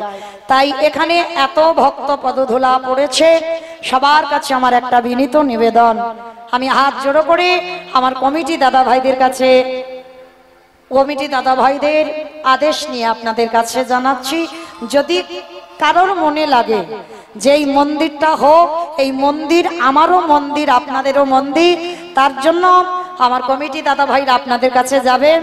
আর যারা বেশি কিছু দেবেন, মানে 500, 1000, 2000, যারা এই মন্দির নির্মাণ মানে বাবা যাতা ব্যাপার নয়, যদি কেউ কিছু বেশি কিছু দিতে পারেন, আপনাদের কাছে আমার একান্ত নিবেদন, আপনারা আগেই আসেন, আপনারা আমার হাতে কিছু দিয়ে যান, যাতে এই মন্দিরটা সামনের বছর যেন আরেকটু তৈরি হয়ে যায়। কারণ আপনাদের দান না হলে এই মন্দিরটা বাবা নির্মাণ অসম্ভব। তাই সবার কাছে আমার নিবেদন, আমার দাদা ভাই বাবা ঠাকুর যারা আছেন, যদি কেউ পারেন একটু আমার হরিবাসরে এসে আমার জগন্নাথ দেবের মন্দিরের জন্য অন্তত 500, 1000, কেউ একজনও ভক্ত নেই এত ভক্তের মধ্যে যে আমার ভগবানকে ভালোবেসে ভগবানের মন্দিরের জন্য একটু আগিয়ে আসে, যে আমার ভগবত সেবার জন্য। যদি কেউ পারেন, আমি আপনাদের কাছে ভিক্ষার আঁচল পেতে দাঁড়ালাম, যদি কেউ আমার ভগবানকে ভালোবাসেন অন্তত আসেন, তার গৃহের জন্য অন্তত আমার আঁচলে একটু কিছু দান করে যান। আর যারা অল্প কিছু দেবেন তাদের জন্য আমার কমিটি দাদা ভাইরা আপনাদের কাছে যাবেন। আর যারা বেশি কিছু দেবেন একটু আমার কাছে আসবেন। এত ভক্ত আছে, কেউ তো অন্তত আগে আসেন। তো যাই হোক, শ্রীমতী রাধারানী বেলি অবসানকার, আস্তে আস্তে এদিকে একটু এইদিকে মন দেন। আচ্ছা বলেন তো, বেলি অবসান কাল কাকে বলে? ভোরের বেলা, ভোরের বেলা, ভোরের বেলাকে বলে বেলি অবসান কাল। নাম বলতে ইচ্ছুক নয়, 210 টাকা আমার জগন্নাথের মন্দির নির্মাণের জন্য দিয়েছেন। বেলি অবসান কাল মানে ভোরের বেলা নয়, বিকাল বেলা, দিনের শেষ আর সন্ধ্যার শুরু। আর বেলি অবসান কালে শ্রীমতী রাধারানী যাচ্ছে বাবা যমুনার জল আনতে। মাইরা আগেই আমি বলিনি, এইটা কিন্তু বাবা কোনো কাহিনী হবে না। এই লীলাটা বাবা একটু কঠিন লীলা। কেন? কোনো কাহিনী হয় না, এই লীলাটা বাবা বর্ণনা, মানে কোনো মিল পাবে না বাবা, এটা বর্ণনা হচ্ছে। ভগবান দেখতে কেমন, ভগবানের রূপটা কেমন, মানে বর্ণনা হবে, মানে কোনো কাহিনী হয় না। যা রাধে পিন্টু এসেছে নরসিংহপুর থেকে, ও 50 টাকা একটা লজেন্স সমাজ জগন্নাথকে দিয়েছেন। প্রেম সে বলো নিতাই গৌর প্রেমানন্দে হরি বল। হরি বল, হরি বল। আর বেলি অবসান কালে রাধারানী কাকে নিয়েছে একটা কলসীমা, আর কাকে কলসী নিয়ে যাচ্ছে কোথায়? যমুনার জল আনতে। আর আপনারা জানেন বাবা সকালবেলা হয়েছে রসদগার, তারপরে হয়েছে পূর্বগোষ্ঠ, তারপরে হয়েছে সূর্য পূজা, তারপরে উত্তরাগোষ্ঠ, তারপরে এখন হবে রূপ।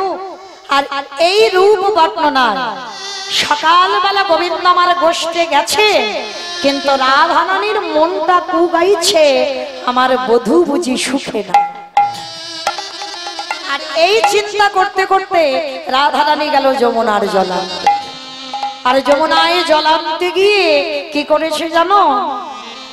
পূর্ণ জলে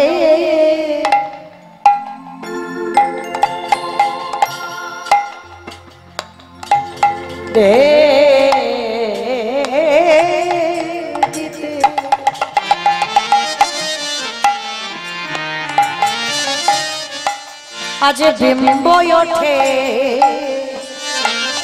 আচমন্দিতে অহমরি রে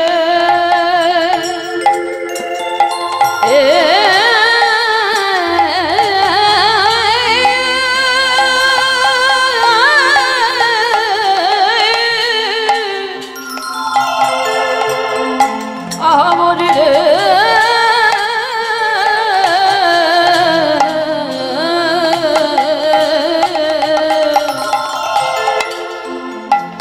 পূর্ণ জলে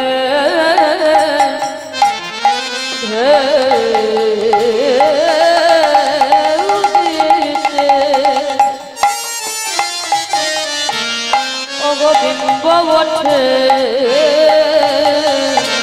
আচমবিতে আবার বিম্বের মা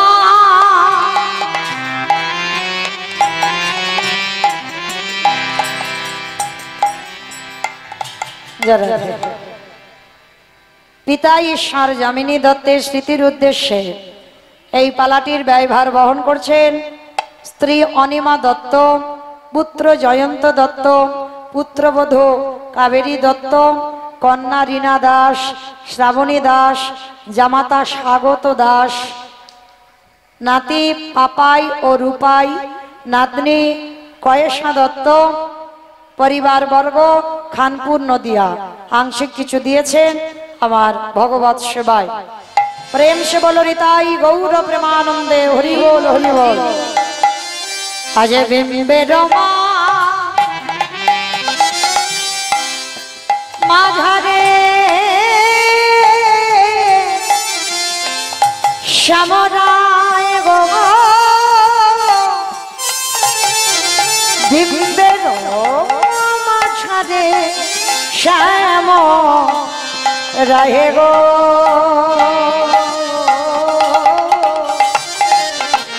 বিম্বের মা ধারে শ্যাম রা গোবিন্দের মা মাঝারি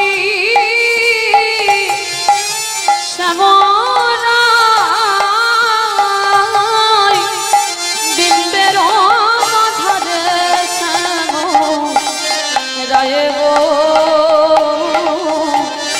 বিম্বের মাঝারে শ্যামরা আমার স্বামী না গো দাঁড়ায়ে আছে, আমার স্বামী না গো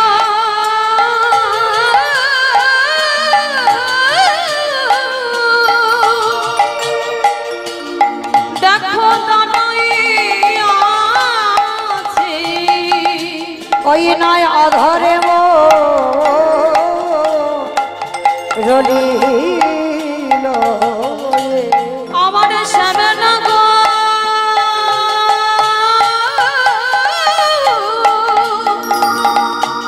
তারাই আছে। আস্তে আমার শ্রীমতী রাধারানী যমুনায় জল আনতে গেছে। আস্তে মাস্তে একটু এই দিকে একটু মন দেন, একটু এই দিকে। বুঝতে পেরেছি। যাই হোক, মাছদিয়া থেকে আমার এক দাদা ভাই এসেছেন, 200 টাকা দিয়েছেন মন্দির নির্মাণের জন্য। প্রেম সে বলনি তাই গৌর প্রেমানন্দে হরি বল হরি বল হরি বল। কারণ বাবা আপনারা বুঝতে পাচ্ছেন, আপনাদের একটু অভিমানও হবার কথা, বারে বারে এই যে বলছি, কিন্তু এটাও ভাবতে হবে বাবা, যদি আমি একটু ভিক্ষা না করি তাহলে এই মন্দিরটা যে অসম্পূর্ণ থাকবে। তার জন্য আপনাদের কাছে একটু আমি ক্ষমা চেয়ে নিচ্ছি। বল কেউ মনে কিছু করবেন না। তো আজকে শ্যামনগর দাঁড়িয়ে আছে কোথায়? কদম্ব বৃক্ষের উপরে। আর আমার রাধারানী কত বোকা মেয়ে দেখো। এইরকম বোকা মেয়ে কোনোদিন দেখেছো? যমুনার ঘাটে কলসিটা নিয়ে যমুনার ঘাটে ঢেউ দিয়েছে। আচ্ছা মা, এই যে আগে একটু বৃষ্টিটা হলো, এই যে এত জোরে বৃষ্টি হলো, আর এই বৃষ্টির জল যখন জলে পড়ে দেখেছেন জলে একটা গোল গোল গোল গোল মতো হয় না, তাই তো?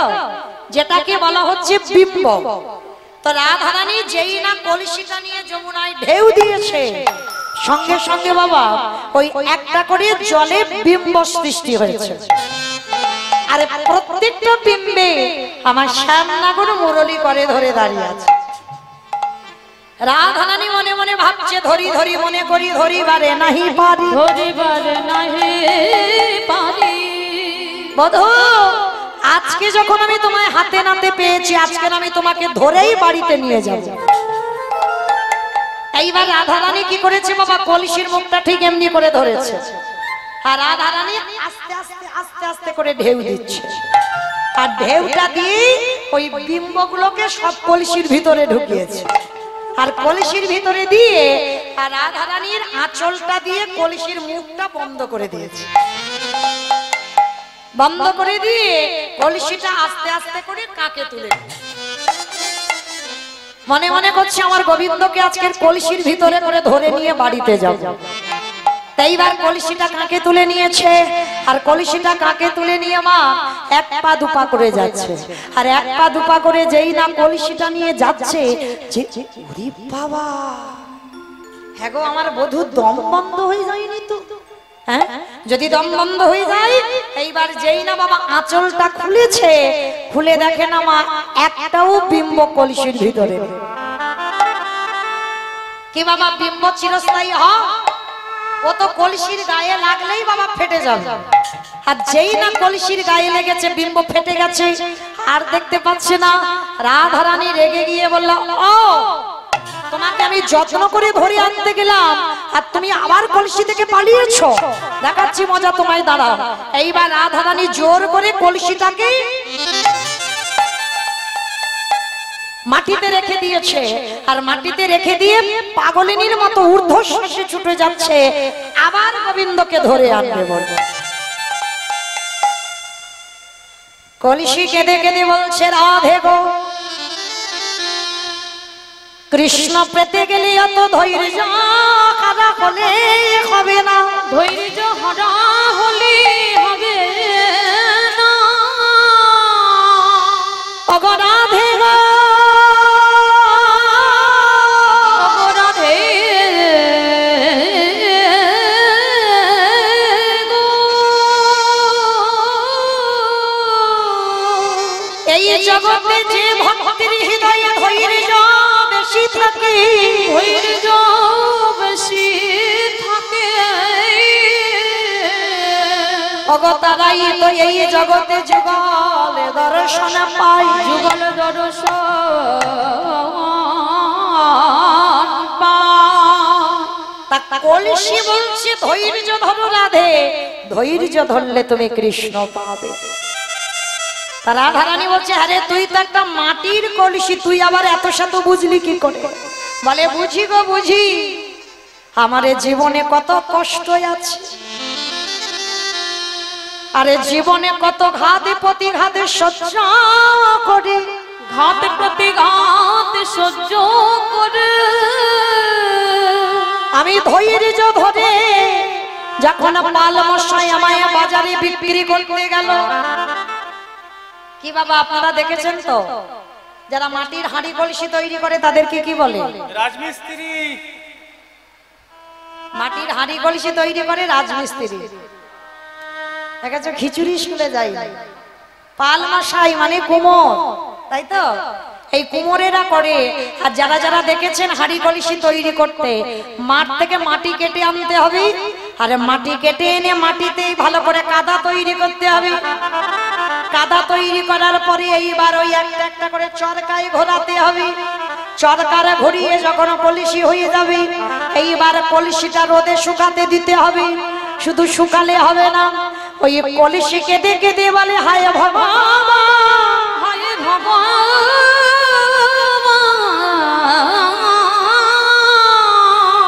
আমি মাঠে ছিলাম ভালো, কে বলেছিল তোমার এত ভালো করতে? মাগো, এত রোদে পুড়ে গেল দেহটা, হতে হলো না। এইবারে জ্বলন্ত আগুনে কলসি গুলো ফেলে দিল। এইবার রং বদলে গেল, কালো ছিল লাল হয়ে গেল। শুধু লাল হলো না, ওই আগুনে কেউ ফেটে গেল, কেউ চটে গেল। আরে যারা রয়ে গেল, আগুন থেকে বের করে পাল মশাই চড় মেরে দেখে নিল কলসিটা কত পোড়ে খেয়েছে। শুধু ওটা দেখলো না বাবা, কলসিটা পোড় খেয়েছে দেখে বাজারে বিক্রি করতে গেল। কলসির জীবন দেখেছো? যে কিনে নেয় সেও মেরে দেখে, আর যে বিক্রি করে সেও মেরে দেখে। কলসি বলল, রাধে ওগো রাধে,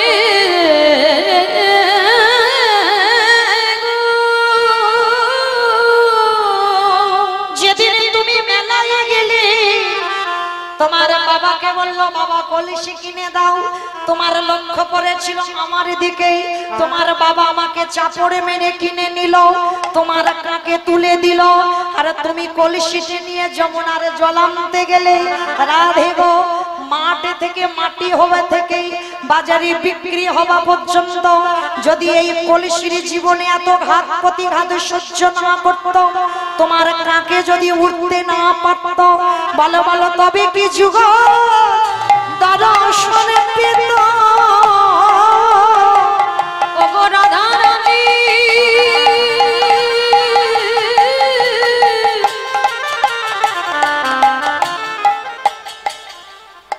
বাসুদেব হালদার হাতিশালা থেকে এসেছেন, 200 টাকা আমার মন্দির নির্মাণের জন্য দিয়েছে। প্রেম সে বলো নিতাই গৌর, হরি বল হরি বল। একেবারে বলো আমারে, তবে কি যুগল দর্শন হতো। আস্তে রাধারানীর কাছে শুনে বাবা, এইবার রাধারানী বলছে, কলসি আমি বুঝতে পেরেছি, আর আমি যমুনায় যাব না, চল আমি ঘরে যাই। রাধারানী ঘরে বসে আছেন, অষ্টসখী এসে রাধারানীর কাছে বসেছে। রাধারানী বলছে, কি ব্যাপার তোরা সবাই আমার কাছে এলি যে বড়? ওরে রাধে রে, আমরা হরিদাসীর বদনে হরি কথা শুনতে বড় ভালোবাসি। আজকে তোর মুখ থেকে তোর বধুর কথা শুনবো। অমায়েরা, না আপনারা রূপ দেখেছেন, না আমি রূপ দেখেছি, কেউ আমরা সে রূপ দেখিনি। তাহলে বলছে কে, দেখেছে কে, কার কাছে বলছে? রাধারানী সখীদের কাছে বলছে, সখীরে যে রূপ দেখেছি, রূপটা কেমন জানি? ওরে দেখে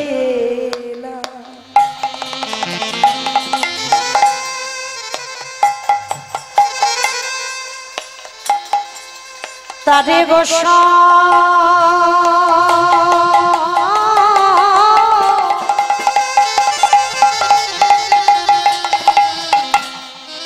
আমি দেখে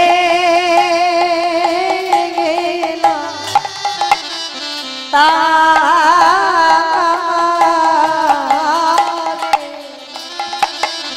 ওরে দেখে এলাম তাদের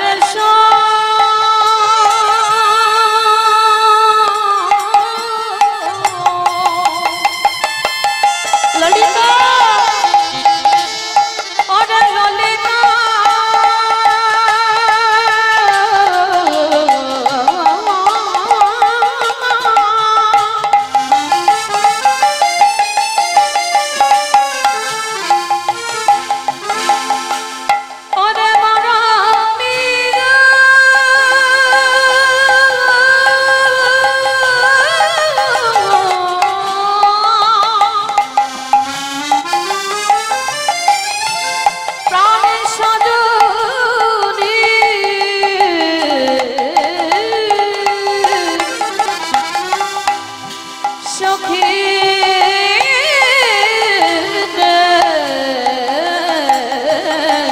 আমি দেখে এলাম তাকে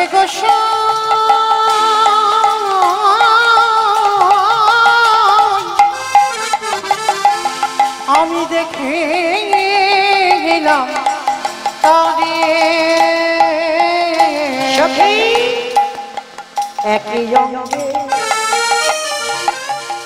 কত না রূপ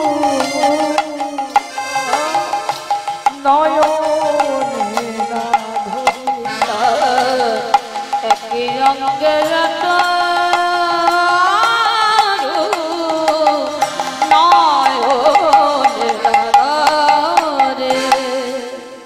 এক বদনে আমি বলবো কেন আমার বধূ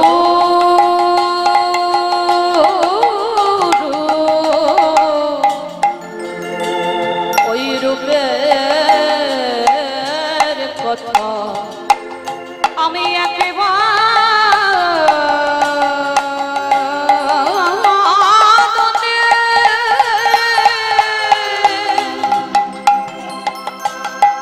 বলবো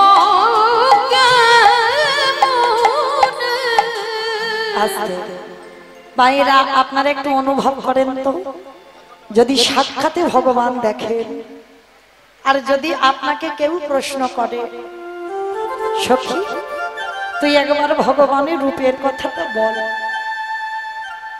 কি গো সেই রূপ দেখে তুমি বলতে পারবে সেই রূপের কথা? আজকে সেই লীলার দায়িত্ব পড়েছে আমার উপরে। রাধারানী বলছে সখী রে,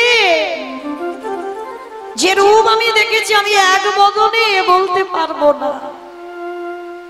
আমার মাঝে মাঝে বিধাতার উপরে বড় অভিমান হয়, সেই যদি দিল আমার মিনের নয়ন দিল না কেন? মিনের নয়ন মানে মাছের চোখ। এই মাছ যারা দেখেছেন, মাছের চোখে কিন্তু বাবা কোনো পল্লব নেই। যেমন আপনাদের আমাদের চোখে দেখেন একটু চোখ বন্ধ করলে বন্ধ হয়ে যায়, পাতা পড়ে যায়। রাধারানী বিধাতার কাছে আক্ষেপ করে বলছে যে বিধাতা চোখ যখন দিলে তাহলে এই পল্লবটা দিলে কেন? মিনের চোখ তো দিতে পারতে। আমার যখনই নয়নের পল্লবে পড়ে যায় আমার গোবিন্দ রূপ আমি দেখতে পাই না। আমার মনে হয় সর্বদা যদি ওই রূপ আমি দেখতে পেতাম। রাধারানী কাঁদছে। ললিতা বিশাখা বলছে সখী তাহলে আর কি দেখেছিস? বলে জানিস আর কি দেখলাম জানিস? অগ বেঁধেছে বিনোদা চূড়া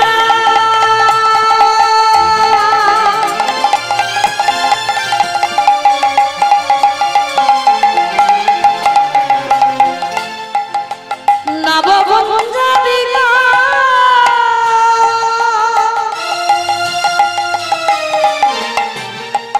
উপরি মা উড়ে রে পাখা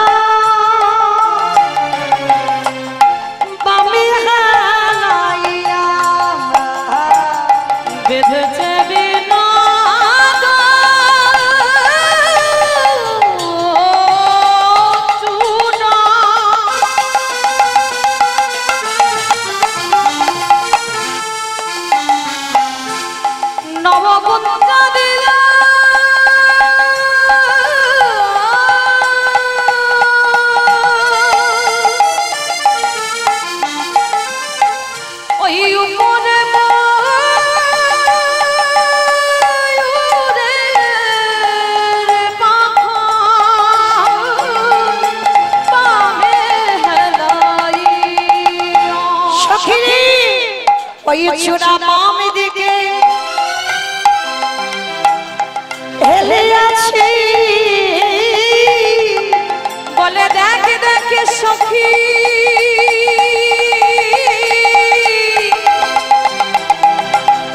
কেমন শোভা দেখে রে, চূড়া বাম দিকে হেলে আছে। ললিতা বিশাখা বলছে রাধে তুই চূড়া দেখলি, চূড়াটা বাম দিকে হেলেছে কেন? ওই না রাধা চরণ আবার আসে চূড়া বাম দিকে দেখে কেমন হলে আছে। আস্তে ভগবানের মাথায় চূড়া বাঁধা, কিন্তু চূড়াটা বাম দিকে হেলে আছে। অমাইরা এই যে ভগবানের মাথায় চূড়া বাম দিকে হেলে আছে, আচ্ছা বলো তো দেখি, আর চূড়া আর ভগবানের চরণে নুপুরের মধ্যে বাবা কে বড়? চূড়া বড় না নুপুর বড়? কে বড়? চূড়াই বড় হবে তো, তাই তো? কারণ ওটা তো উপরে আছে, চূড়াই বড়। কি মা না বড় বুদ্ধিমতী মা। চূড়া বড় নয়, কারণ দেখতে বড় হলে বড় নয়, তাই তো? দেখতে বড় হলে বড় নয়। আমি খুব লম্বা চওড়া মানুষ, তার মানে আমি খুব বড় হয়ে গেলাম, আর আমি ছোট বেটে মানে আমি খুব ছোট না। এই জগৎ এই সমাজ যদি তোমাকে বড় বলে তবে তুমি বড়, তুমি নিজে বড় বললে বড় নয়। তাহলে ভগবানের মাথায় চূড়া মানে সবার উপরে আছে মানে সে বড় না। এই জগতের সংসারে যে কৃষ্ণ পদ ধুলা পাই, এই জগতে যে রাধা গোবিন্দের চরণের ধুলা পেতে পাবি, চরণের ধুলা পেতে পরে বলি এ জগতে সেই তো ধনী, এ জগতে সেই তো ধনী, এ জগতে সেই তো ধনী, বলে এ জগতে সেই তো ধনী, বলি ভগবানের চরণ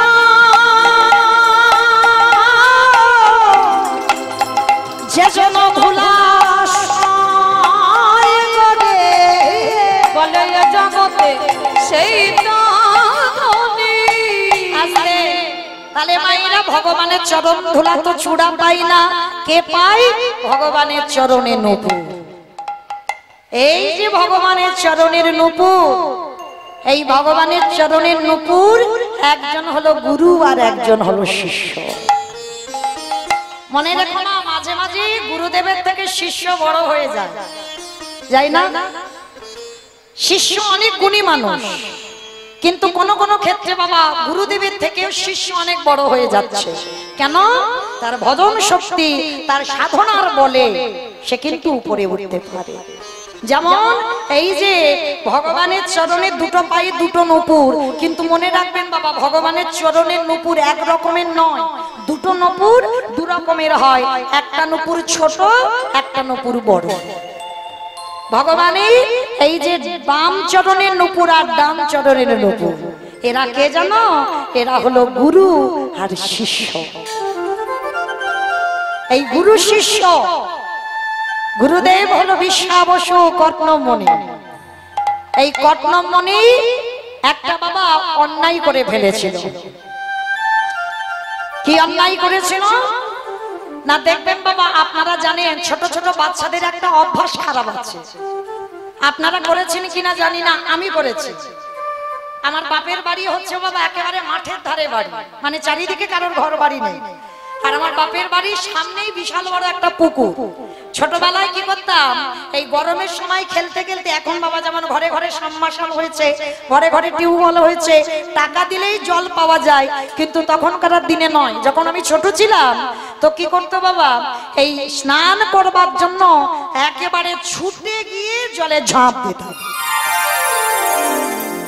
আজকের কটনমণিও তেমন ছিল, যেই না ঝাঁপ দিল, ঝাঁপ দিতেই কটনমণির পায়ে জল একেবারে বিশ্বাবসুর গায়ে লেগেছে। বিশ্বাবসু অভিশাপ দিল, মূর্খ তোর পায়ের জল আমার গায়ে বলল, আমি তোরে অভিশাপ দিলাম, তুই ভেগ জনি প্রাপ্ত হ। আমাইরা ভেগ মানে কি? ময়ূর। ভেগ মানে নাকি ময়ূর? ব্যাং, ব্যাং হয়ে গেল। উদ্ধার পাবি কবে? যদি কোনোদিন ভগবানের হাতে মৃত্যু হয়।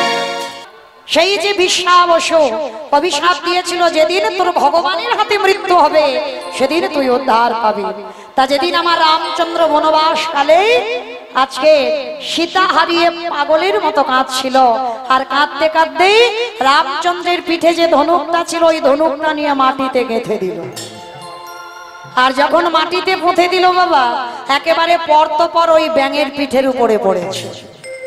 আর লক্ষণের সঙ্গে কথা বলতে বলতে যখনই নিচের দিকে তাকিয়েছে, দেখে না রক্তের স্রোত বয়ে যাচ্ছে, চমকে উঠেছে। লক্ষণকে ডাক দিল, লক্ষণ, এত রক্তের স্রোত কোথা থেকে এলো? তাকিয়ে দেখলো বাবা ওই ধনুকটা একটা ব্যাঙের পিঠে গাঁথা আছে। আর যেই না ব্যাঙের পিঠে গাঁথা রইল, ব্যাঙটাকে হাতে করে তুলে নিয়ে রামচন্দ্র একবার পিঠে হাত বুলিয়েছে। বলো তো বাবা সেই ব্যাঙটা কোন ব্যাঙ?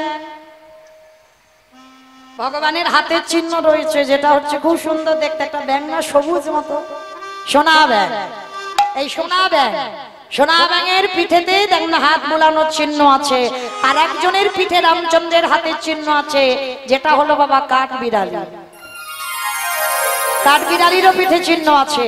আর রামচন্দ্র ওই যে ব্যাঙটাকে ধরে 11টা একটু বসো, একটু বসো, 11টা যারা হরে কৃষ্ণ। এইবার যেই না বাবা ব্যাংটার পিঠে হাত বুলালো, ব্যাংটাকে বলছে, হ্যারে সাপ যখন তোকে তাড়া করে তুই তো মুখ দিয়ে আওয়াজ করিস, তাহলে যেদিন আমি যখন তোর পিঠে ধনুকটা গাঁদলাম তুই আওয়াজ করলি না কেন? ব্যাঙে কেঁদে কেঁদে বললো, হে রাম দয়াময়, সাপে যখন তাড়া করে আমি তখন হারামে হারামে বলি কাঁদি, হরমে হরমে বলি কাঁদি, কিন্তু দয়াময় ওগো দয়া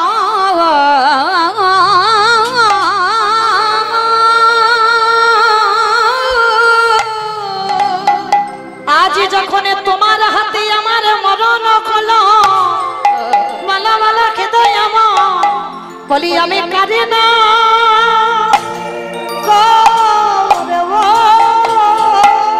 আমি কারি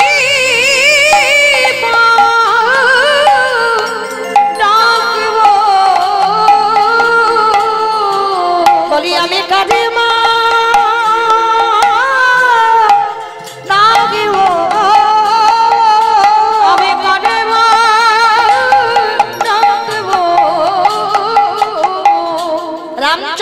বলে উঠলো, ব্যাং তুই কি চাস? বলে প্রভু অন্য কিছু নয়, আজকে তুমি আমার গুরুদেবকে কৃপা করো। অসম্ভব, যে গুরুদেব তোকে ভেগ জনিতে পাঠালো আর তুই কিনা সেই গুরুদেবকে বলছিস আমি দেখা দেব? হ্যাঁ, এটা অসম্ভব।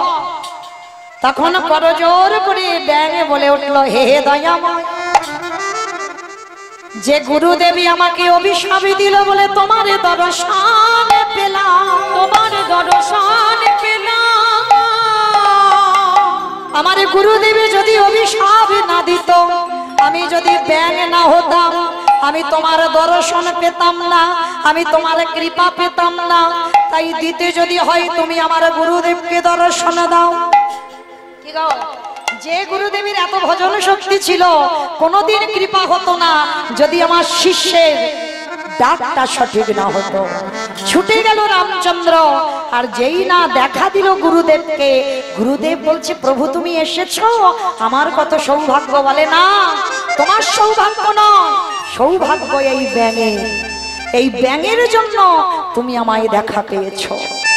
গুরুদেব ধ্যানাযোগে দেখতে পেল ওটা ব্যাঙ নয়, ওরই শিষ্য কর্ণমণি। তখনই হাতে করে নিয়ে বলছে, আমি বড় অপরাধ করে ফেলেছি, তোর মতো শিষ্যের জন্য আজ আমি সাক্ষাতে ভগবান দর্শন পেলাম। তাই শোন, রামচন্দ্র বলছে, যার হৃদয়ে এত গুরু ভক্তি, আমি তোকে গুরু চরণ ছাড়া করব না। তোর গুরুদেব আমার ডান চরণের নূপুর হবে, আর তুই ওর শিষ্য বাম চরণের নূপুর হবে। তবে আজ নয়, যেদিন বৃন্দাবনে আমি কৃষ্ণ হয়ে যাব, যেদিন আমি বৃন্দাবনে রাধারানীকে নিয়ে লীলা করব, তোরা গুরু শিষ্য দুজনে আমার চরণের নূপুর হয়ে যাবে। এই সেই নূপুর। তো আজকে আরো রাধারানী বলছে, শরীরে মোহন মুরলী হাতে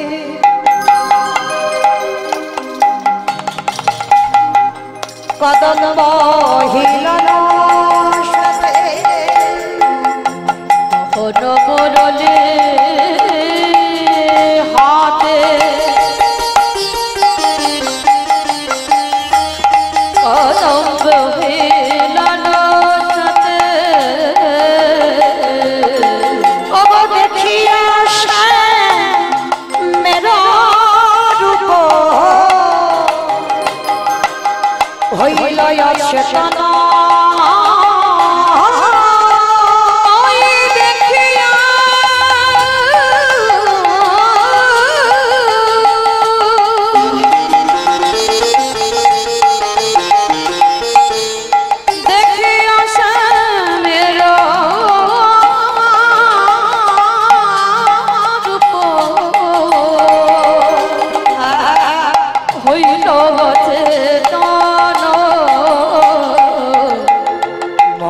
মুরলী হাতে কদম্ব হিলন সাথে মোহন মুরলী হাতে কদম্ব হিলন সাথে মোহন মুরলী হাতে কদম্ব হিলন সাথে। আজকে সেই যে কদম্ব তলায় যে রূপ দেখে এসেছে, সেই রূপটা বর্ণনা করছে, বলছে সখী রে শোন, আরো কি দেখেছি জানিস? চাঁদের গাছে চাঁদের পাতা, চাঁদের ফলে ফুলে, চাঁদের গাছে চাঁদের পাতা ওরে সখী রে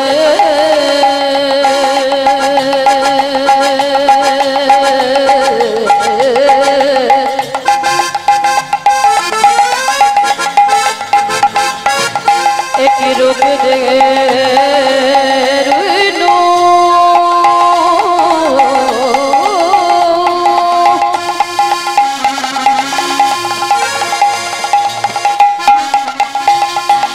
আমার বধূ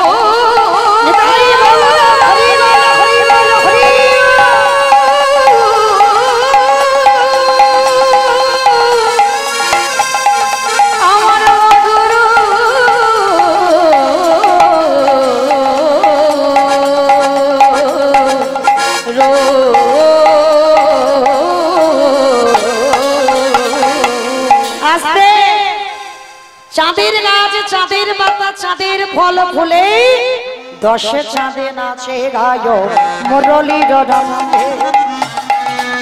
দশে চাঁদে নাচে গায় মুরলীর ছন্দে, আবার দশে চাঁদে নাচে গায় মুরলীর রঙে। দশে চাঁদে নাচে গায় মুরলীর বন্ধু। রাধে অমিত বিশ্বাস 500 টাকা মন্দির নির্মাণের জন্য দিয়েছেন। প্রেম সে সবাই মিলে বলে নিতাই গৌর প্রেমানন্দে। এইবার আকাশে চাঁদের বাবা অহংকার হয়েছিল, সেই অহংকার আমার ওই কৃষ্ণের রূপ দর্শন করে তার অহংকার চূর্ণ হয়ে গেল। সেই চাঁদ মাটিতে পড়ে টুকরো টুকরো হয়ে ওই 10টা নখ, হাতের 10টা নখ, পায়ের 10টা নখ হয়ে আজকে চন্দ্রদেব উদয় হয়েছে।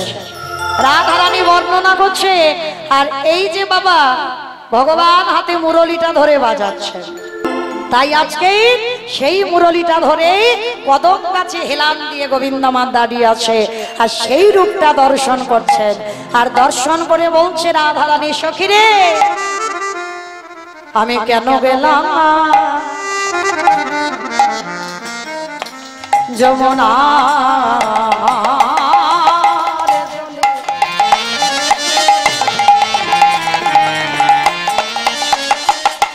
আবার নন্দের দুলা পাতিয়া রূপের ফাঁদে ওরে সখীরে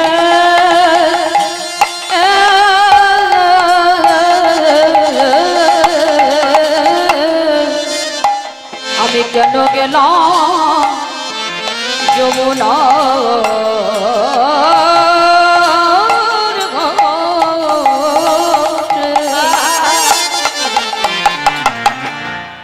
আমার নন্দের নন্দ রূপের মাঝে ভগবাদের ছলে পদা বেরোতলে বাবা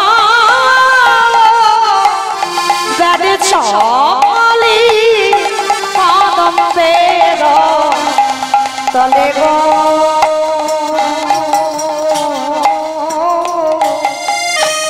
বেড়ে ছলে কদম বেরোতলে ওগো বেড়ে ছলে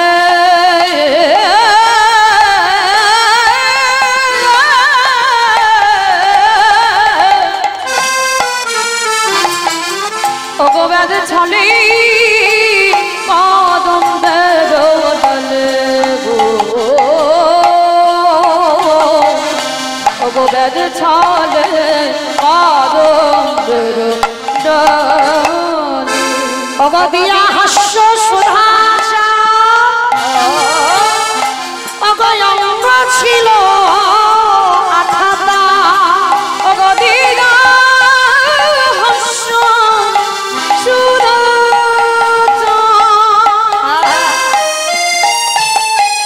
অগলম্বিত আঠাতা অনন মৃগীতা খাতে রিলগ ওগো মন মেঘে তাহাতে করিল লজ্জা ছিল হেমাগার গুরু গৌরব সিংহ দোলা ধর্ম কপাট ছিল তা বংশী ধ্বনি বজ্রাঘাত পরি গেল আকস্মা সমভূমি করিল অগকালিয়া কুটিল অবকুল শিল ধরে নামে অগকালিয়া কুটিল মনে আকুল শিল ধরি টানে অগঘনাই জগদানন্দ গায়ে গো ওগো গানে জগদানন্দ এইবার কি করেছিস শ্রীমতী রাধারানী সখীদের কাছে বর্ণনা করছে সখীরে আমি যে রূপটা দেখেছি ওই রূপটা কেমন জানিস শোন ওরে কানো সে বিনোদরা কানো সে বিনোদরা আমার কানুষে বিনোদ রায় কানুষে বিনোদ রায় বিনোদ চিকুরে বিনোদ হরিহা বিনোদ চিকুরে বিনোদ বিনোদ চিকুরে বিনোদ হরিহা বিনোদ চিকুরে বিনোদ হরিহা সে বিনোদ রায় গো কানুষে বিনোদ রায় কানুষে বিনোদ রায় বিনোদ বিনোদ মালা বিনোদ বিনোদ দোলে আমার বিনোদ দোলাতে বিনোদ মাল বিনোদ বিনোদ দোলে আবার বিনোদ ঘরে বিনোদ মরলি ওই বিনোদ ধরে বিনোদ মুরলি অব বিনোদ বিনোদ বাজে গো বিনোদ বিনোদ বাজে বিনোদ বিনোদ বাজে গো বিনোদ বিনোদ বাজে বিনোদ ধরিতে বিনোদ বিনোদ সাজে আমার বিনোদ করিতে বিনোদ ধরে বিনোদ বিনোদ সাজে বিনোদ চরণ বিনোদন পুর বিনোদ বিনোদ বাজে আমার বিনোদ চরণে বিনোদ পুর বিনোদ বিনোদ বাজে। লীলার পাশে দাঁড়িয়ে যদুনাথ দাস বলছে, রাধে তুমি যে রূপ দেখেছ ওই রূপ কি কোনোদিন আমাদের দর্শন হবে? আজকে লীলার পাশে বৈষ্ণব মহাজন যখন দাঁড়িয়ে দাঁড়িয়ে কাঁদছে, রাধারানী সখীদের কাছে বলছে, ললিতা আমার কি দুর্দশা হলো দেখ, ওরে অল্প বয়স মোর আমার শ্যামরসে জজ জজ ওরে সখী রে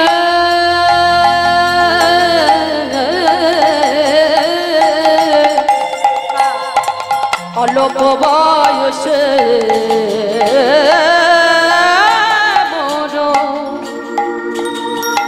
সখী শ্যামরসে জড় জড় ওরে না জানি কি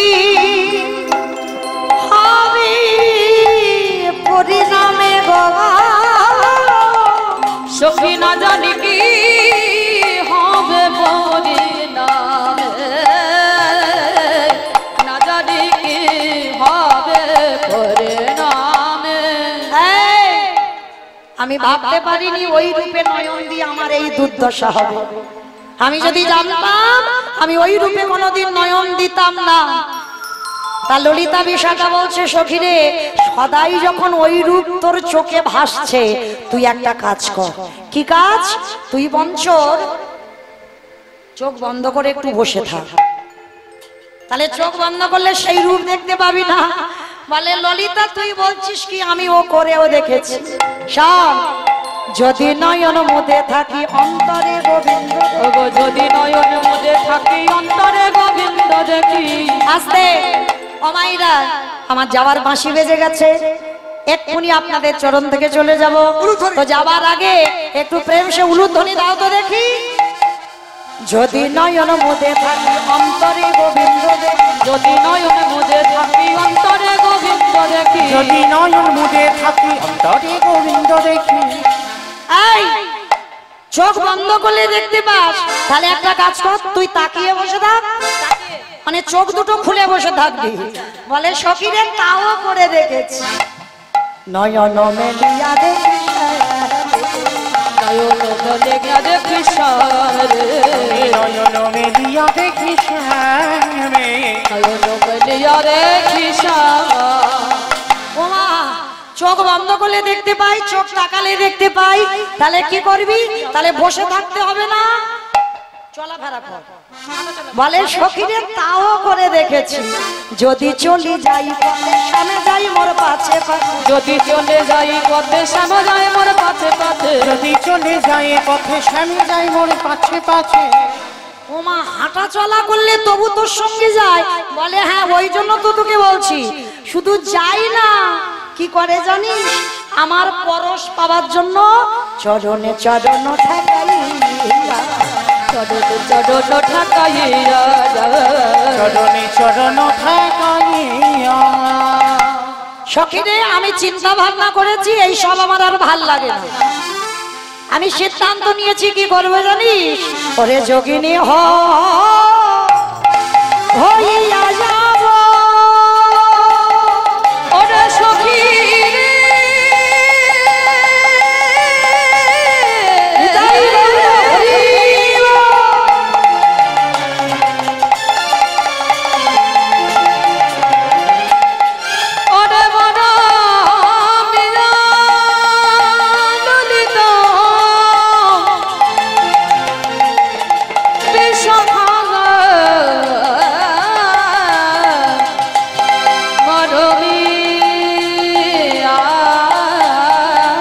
আমি যোগিনী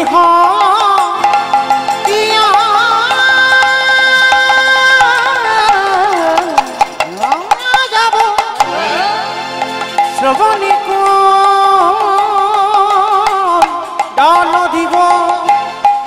ছাড়ো রে গৃহপতি হরি আমারে ছাড়ো ছাড়ো রে হরি হরি আমি এই সংসারে থাকবো না রে আমি এই সংসারে থাকবো না ওরে যোগিনী হয়ে